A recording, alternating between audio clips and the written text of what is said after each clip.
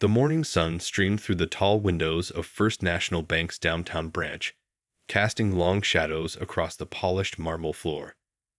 For Maya Lee, it was just another Monday at her teller window, arranging her stamps and forms with meticulous precision.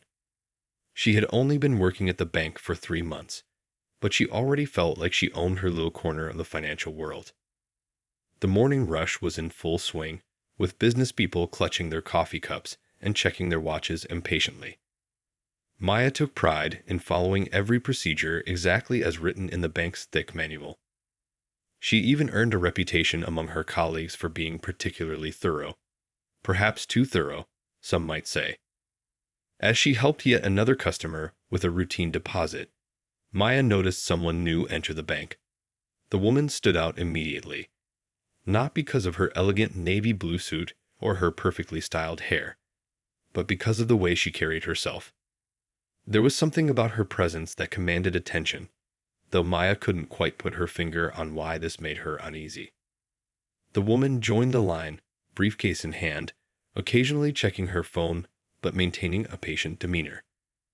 Unlike the fidgeting customers around her, she seemed perfectly content to wait her turn.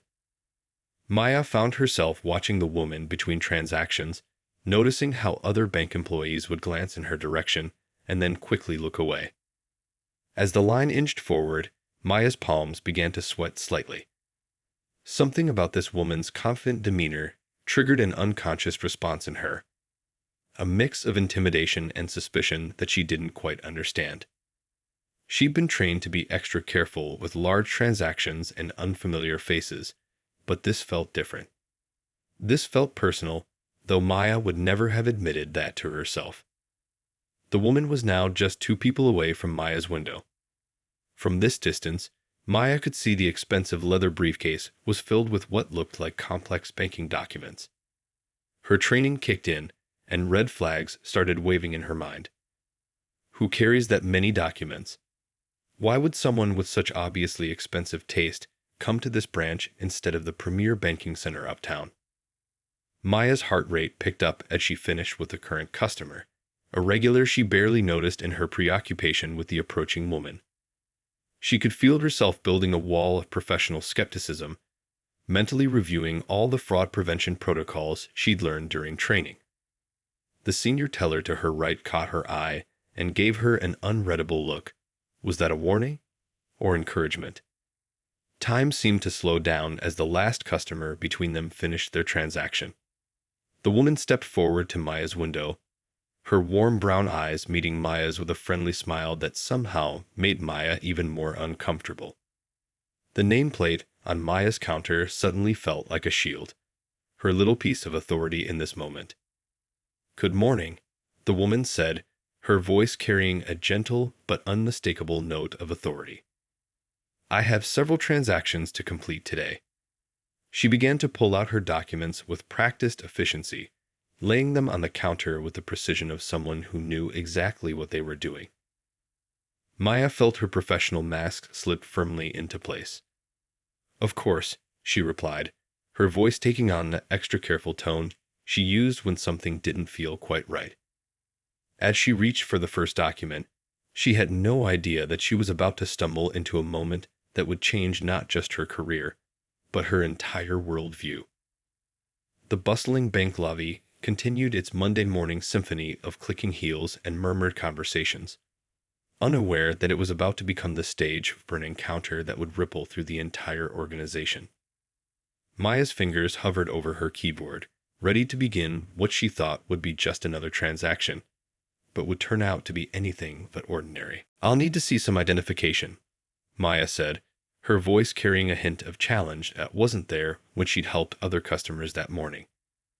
She watched as the woman smoothly opened her designer wallet, pulling out not just one form of ID, but 3. "Here's my driver's license, passport, and bank-issued ID card," the woman said calmly, laying each piece on the counter. Her fingers were adorned with a single elegant ring, a small detail that somehow made Maya even more determined to find something wrong with this transaction. Maya picked up each form of identification, holding them at different angles, squinting at them longer than necessary. The woman's name was Dr. Rose Mitchell, and everything appeared to be in perfect order. Still, Maya felt that nagging suspicion that something just wasn't right. "And what transactions will you be conducting today?" Maya asked, her tone now distinctly cooler than the friendly voice she'd used with the elderly man just minutes before.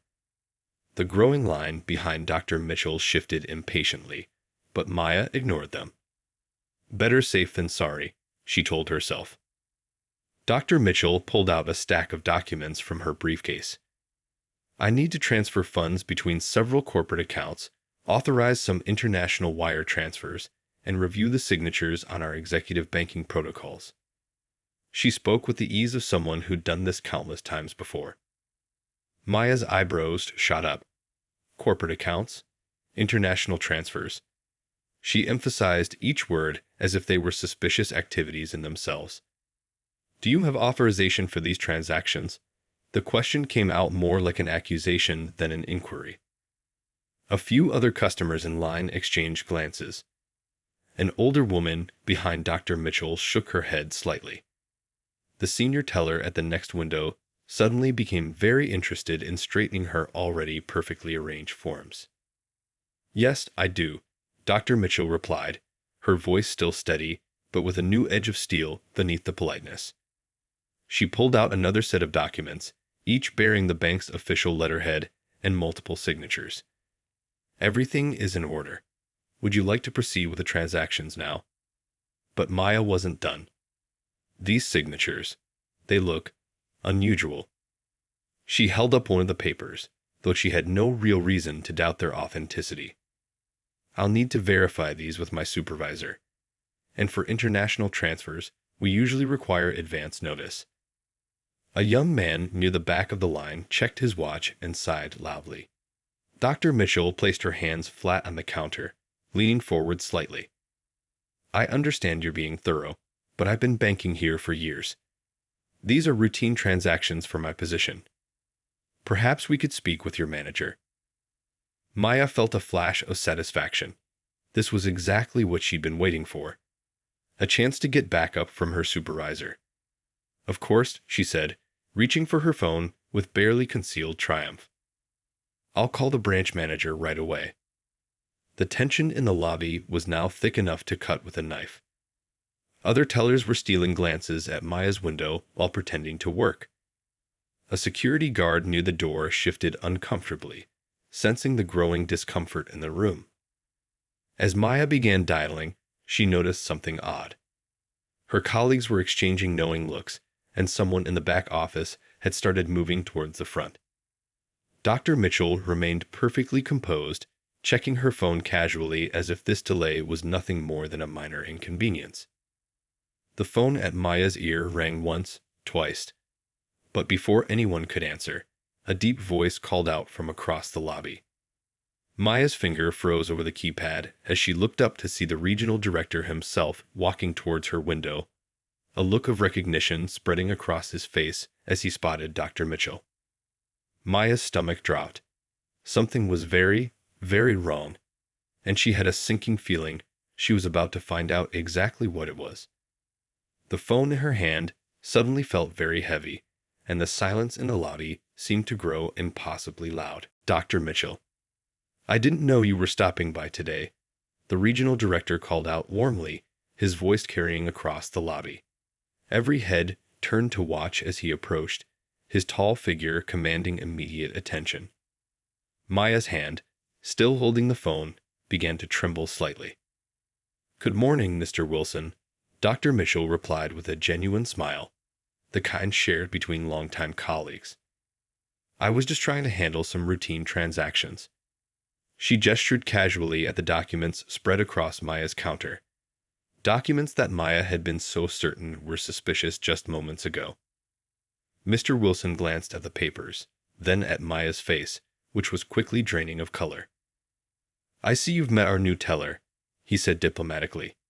Then, turning to Maya, whose mouth had gone completely dry, he added, "Maya, I'd like you to meet Dr. Rose Mitchell, our regional executive director. She oversees 50 branches across the state, including this one." The phone in Maya's hand suddenly felt like it weighed 1,000 pounds. She placed it back in its cradle with a shaking hand, the click seeming to echo in the now silent lobby. Her ears were ringing, and she could feel heat creeping up her neck and into her cheeks. I didn't," Maya stammered, looking between Dr. Mitchell and Mr. Wilson. The other customers in line were watching the scene unfold with mixed expressions of sympathy and satisfaction.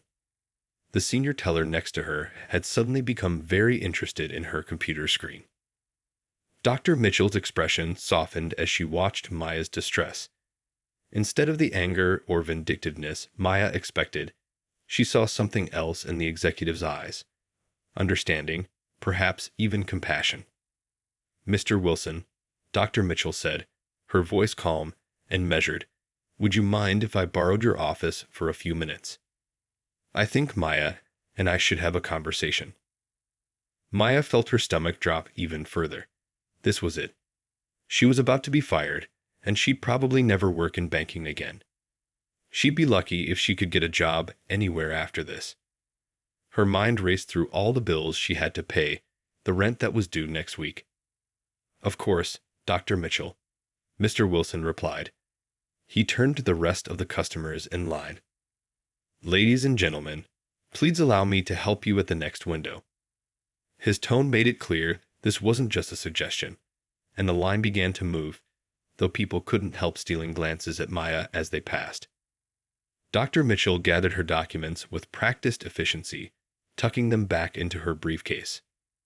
"Maya," she said gently, "shall we?" She gestured toward the hallway leading to the offices, and Maya felt her legs move automatically, like a puppet on strings. The walk to the office felt like the longest of Maya's life. Each step echoed on the marble floor, each breath seemed too loud in her ears. She could feel the eyes of her colleagues following them, could almost hear their whispered conversations that would surely start the moment she was out of earshot. As they reached the office door, Dr. Mitchell did something unexpected. She let Maya enter first, then followed, closing the door with a soft click that seemed to seal Maya's fate. The office was warm and welcoming, with sunlight streaming through large windows, but Maya barely noticed. She stood awkwardly, unsure whether to sit or remain standing. "Please, have a seat," Dr. Mitchell said, gesturing to one of the comfortable chairs facing the desk. But instead of walking around to sit behind the desk, as Maya expected, Dr. Mitchell took the chair next to her. "I think we need to talk about what just happened out there," she began, her voice carrying none of the anger Maya had been dreading.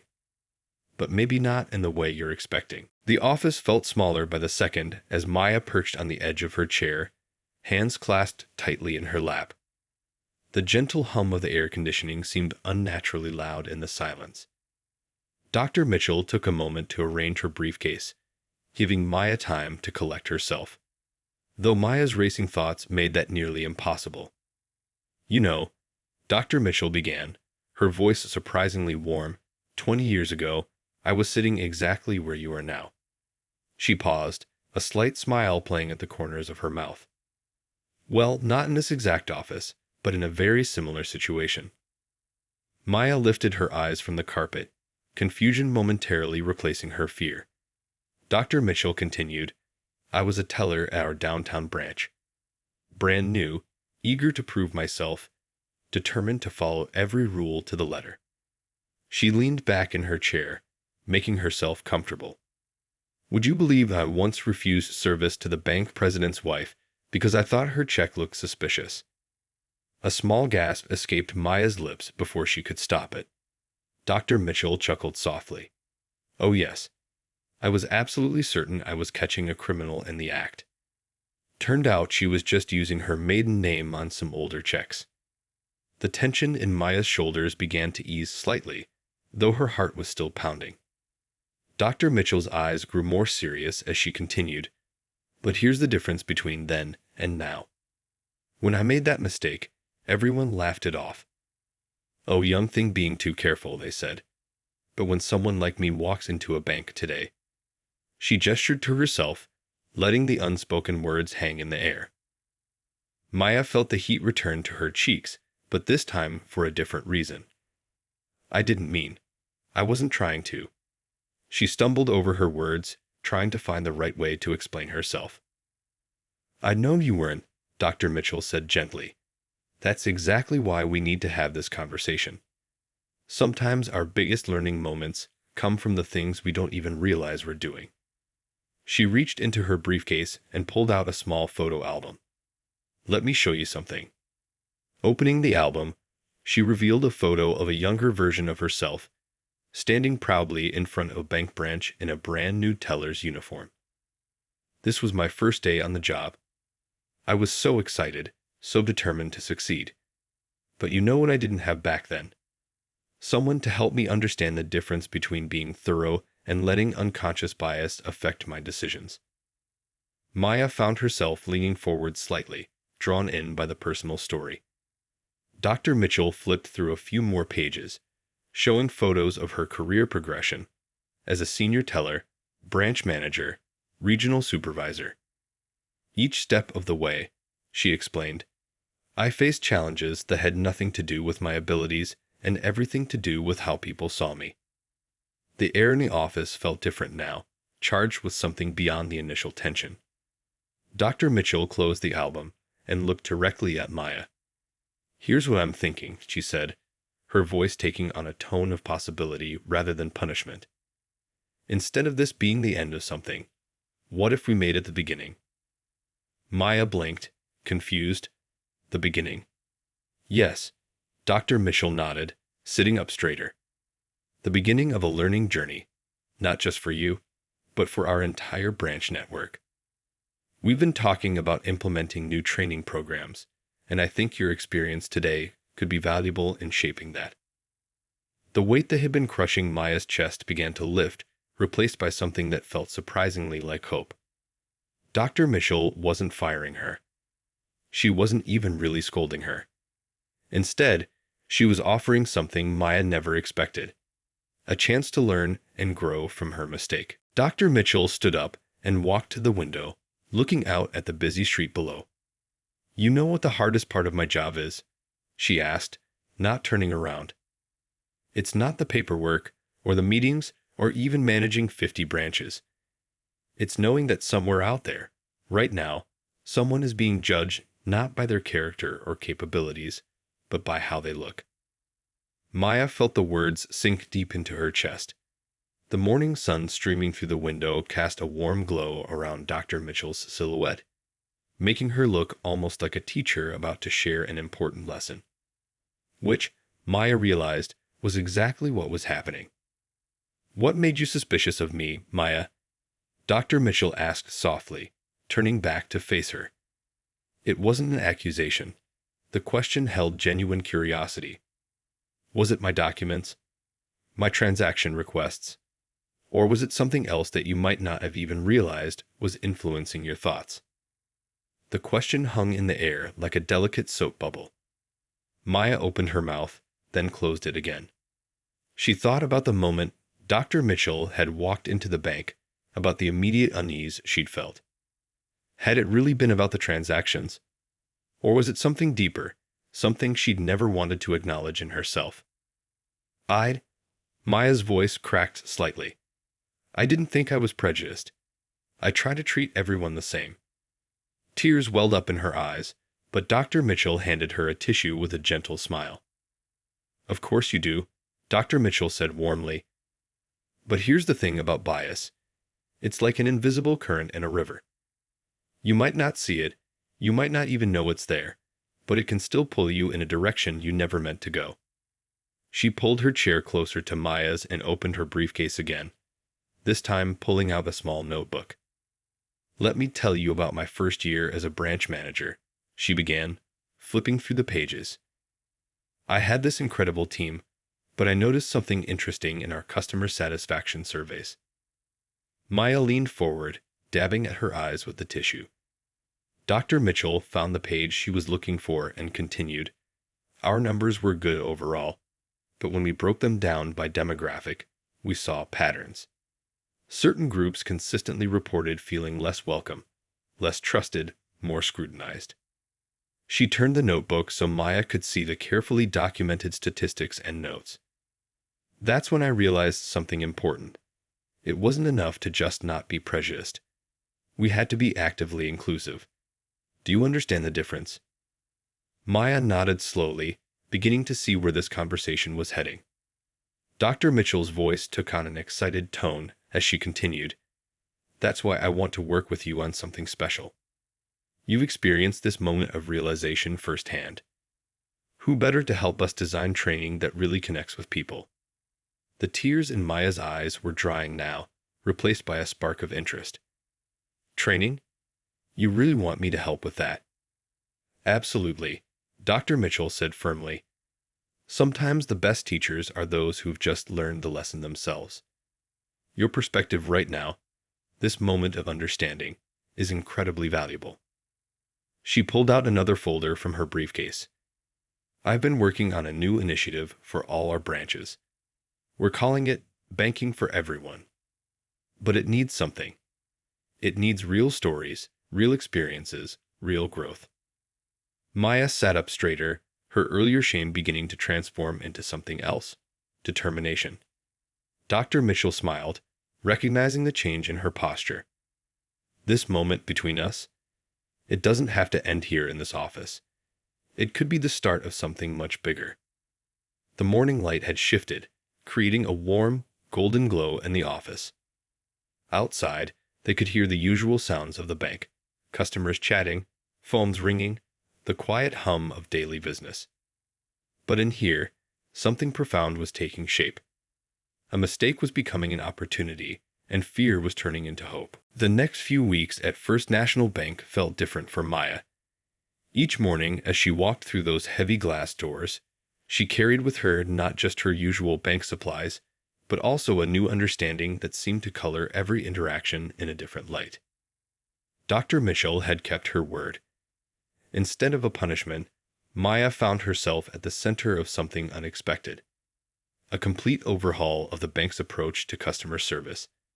The training program they were developing together wasn't just another boring corporate requirement.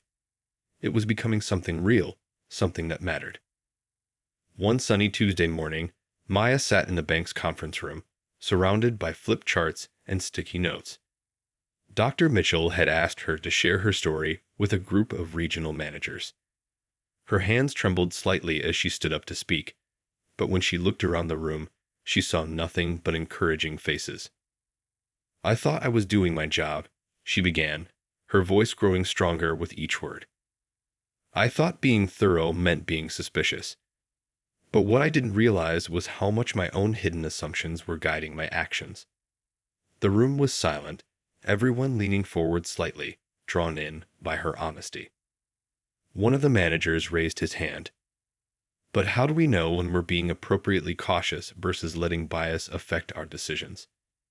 It was the question Maya had been hoping someone would ask, the same one she'd struggled with herself.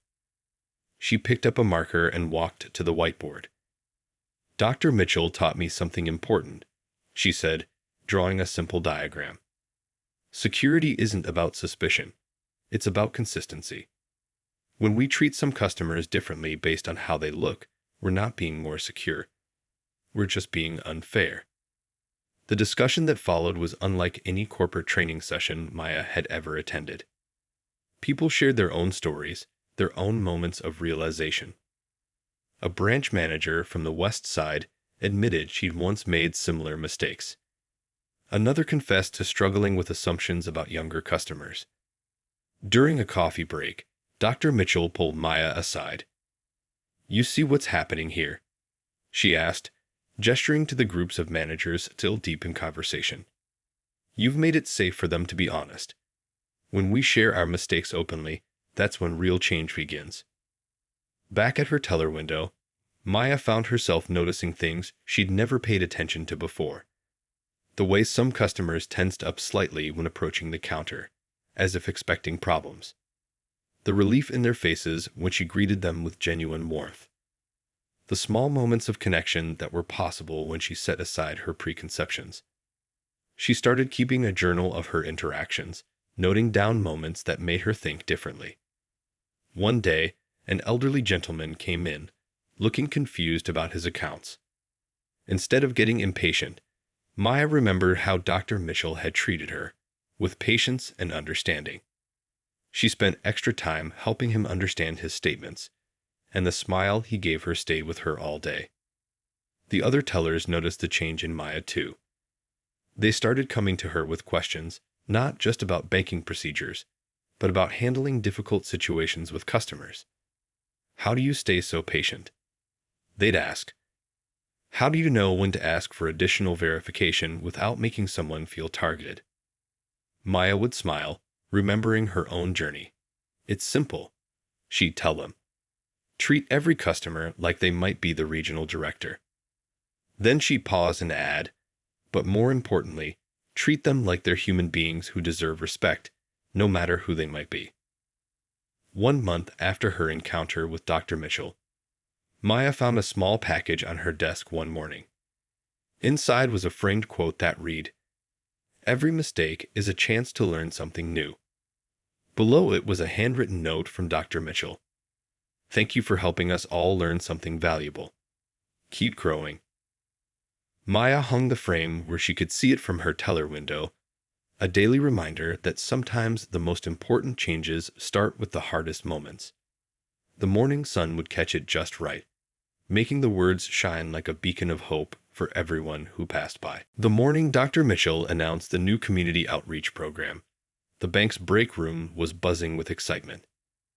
Maya sat near the window, still surprised to see her name listed as team leader on the presentation screen. Just 3 months ago, she'd been certain her banking career was over. Now, here she was, about to lead something that could make a real difference. The Downtown Community Initiative, Dr. Mitchell explained to the gathered staff, will focus on building bridges with neighborhoods that have historically been underserved by banking institutions. She gestured to Maya. And I can think of no one better to lead this than someone who understands firsthand the importance of challenging our assumptions. The other employees looked at Maya with new respect. Even Mr. Wilson, the branch manager, nodded approvingly. Maya felt her cheeks warm, but this time with pride instead of shame. Her journal, now filled with months of observations and insights, sat in her lap like a badge of honor. Their first community event was scheduled at the local community center. Maya spent days preparing, wanting everything to be perfect. She created simple handouts explaining basic banking services, translated them into 3 languages, and organized a team of tellers who shared her vision for inclusive banking. The morning of the event, Maya arrived early to set up. The community center's main room slowly filled with curious residents. Some looked hesitant, hanging back near the doors as if unsure they belonged there. Maya recognized that look. It was the same one she'd seen too many times at her teller window. "Welcome," she said warmly to an elderly couple who entered. "Would you like some coffee? We're about to start a workshop on retirement planning." The woman smiled, visibly relaxing at Maya's friendly approach. Soon, the room was full of conversation and laughter. During the presentation, Maya shared her own story. "Banking shouldn't be intimidating," she explained to the group. "Everyone deserves to feel confident about their financial decisions." She watched as people began taking notes, asking questions, sharing their own experiences with banking difficulties. A young woman raised her hand. "I've always been scared to go into banks," she admitted. "I never feel like I belong there." Others nodded in agreement. Maya stepped away from her podium and sat down among the attendees. "Let me tell you about the day I learned what it feels like to be on the other side of that fear," she began. The room grew quiet as she shared her experience with Dr. Mitchell. When she finished, the same young woman who'd spoken earlier wiped away tears. "You turned your mistake into something beautiful," someone said from the back of the room.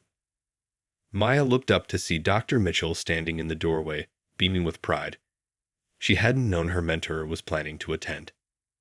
After the event, people lingered, asking questions and sharing stories. Maya noticed how many took multiple copies of the handouts. "For my neighbors," they said. The community center director asked if they could make this a monthly event. Back at the bank the next day, Maya's inbox was full of emails from attendees. For the first time, one wrote, "I feel like the bank wants to help people like me." Another mentioned bringing their elderly parent to open their first bank account. Maya printed these messages and added them to her journal. Each one represented a small victory, a tiny step toward the change she now knew was possible. Her teller window had become more than just a place for transactions. It was a place where trust was built, one interaction at a time. That afternoon, while helping a customer with a complex transaction, Maya caught her reflection in the window. She saw someone different from the nervous teller who'd once let fear guide her actions. Now she saw someone who understood that real banking security came from building relationships, not barriers. Dr. Mitchell stopped by her window near closing time. "You started something special," she said quietly. "Those people from the community center, 3 of them opened accounts today. They asked specifically for you." Maya smiled, understanding that sometimes the biggest changes start with the smallest moments of connection. The autumn breeze rustled through the trees outside First National Bank as Maya pinned another success story to her office bulletin board. Yes, her office. A small but bright space that seemed impossible just 6 months ago. The wall was covered with thank you notes, photos from community events, and newspaper clippings about the bank's new initiatives. That morning, she had a special visitor, a grandmother who'd attended one of their first community workshops. The woman had brought her granddaughter, now ready to open her first student account. "I remembered how you made me feel welcome," the grandmother said, squeezing Maya's hand. "I knew this was where my granddaughter needed to be." Maya's phone buzzed with a message from Dr. Mitchell. "Conference room, 2 p.m. Bring your success stories." The quarterly review meeting had become something of a celebration at the bank. Every department now shared their progress in making banking more inclusive, but Maya's community outreach program had become the crown jewel. As she gathered her materials, Maya paused to help a new teller who seemed nervous about handling a large transaction. "Remember," she said gently, "focus on the procedure, not the person. Every customer deserves the same respect and attention." The young teller nodded, visibly relaxing. In the conference room, Maya spread out her latest reports. The numbers were impressive. Over 300 new accounts opened through the community initiative, a 40% increase in small business loans in underserved neighborhoods, and perfect customer satisfaction scores from their weekly workshops. But it wasn't just about numbers. Maya pulled out her journal, now accompanied by 2 more volumes. "Let me tell you about Mr. Chen," she began, as the room fell silent. He'd been keeping his life savings at home because he didn't trust banks. After attending our Mandarin language workshop, he not only opened an account, but brought his entire family in. The other managers leaned forward, drawn in by the personal stories. Maya had learned that statistics might impress people, but stories changed hearts.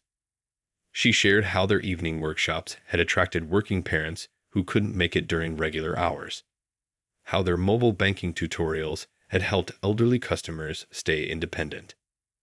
"But my favorite story," Maya said, her eyes bright, "happened just last week." She described a young woman who'd come in, clutching one of their original workshop flyers. She said she'd been holding onto it for months, building up the courage to come in. She thought banks were only for rich people. Dr. Mitchell, sitting at the back of the room, smiled knowingly. She'd seen Maya grow from a nervous teller into a confident leader who was changing the very culture of banking in their community. The best part, Maya continued, she's now enrolled in our financial literacy program and helping us translate our materials into her native language. Every person we help becomes part of our extended banking family. After the meeting, several other branch managers approached Maya about implementing similar programs. She remembered how scared she'd been in this very building just months ago, and now here she was, teaching others about inclusion and community building. Later that afternoon, Maya sat at her desk, updating her journal. A sticky note from Dr. Mitchell caught her eye. Never forget where this journey started. She hadn't. Every morning, she looked at that framed quote about mistakes and learning, remembering the day that changed everything. Through her office window, she could see new customers entering the bank, some clutching workshop flyers, others walking in with the confidence of regular clients. The security guard greeted everyone with a warm smile. He'd been one of the first to embrace their new approach. Maya opened her computer to work on next month's workshop schedule. The community center was now too small. They'd had to book the library's meeting room to accommodate everyone who wanted to attend. As she typed, she could hear the friendly chatter of customers and tellers, the sound of trust being built, one conversation at a time. 1 year to the day after that life-changing morning, Maya stood on a small stage at the National Banking Conference, her heart beating quickly but her voice steady. The audience, hundreds of banking professionals from across the country, listened intently as she shared her story. A year ago, she began, "I thought I was protecting my bank by being suspicious of a customer. Instead, I learned the most valuable lesson of my career." She glanced at Dr. Mitchell, sitting in the front row, who gave her an encouraging nod. The large screen behind Maya showed pictures from their community programs. Workshops packed with eager participants, smiling faces of new account holders, team members volunteering at local events. But it was the before and after statistics that made the audience gasp. Customer satisfaction up 85%. New accounts from underserved communities increased by 200%. Employee satisfaction at an all-time high. But numbers don't tell the whole story. Maya continued, flipping to a new slide. This is Mrs. Lee. The image showed an elderly woman proudly holding up her first debit card. She'd been afraid of banks for 50 years.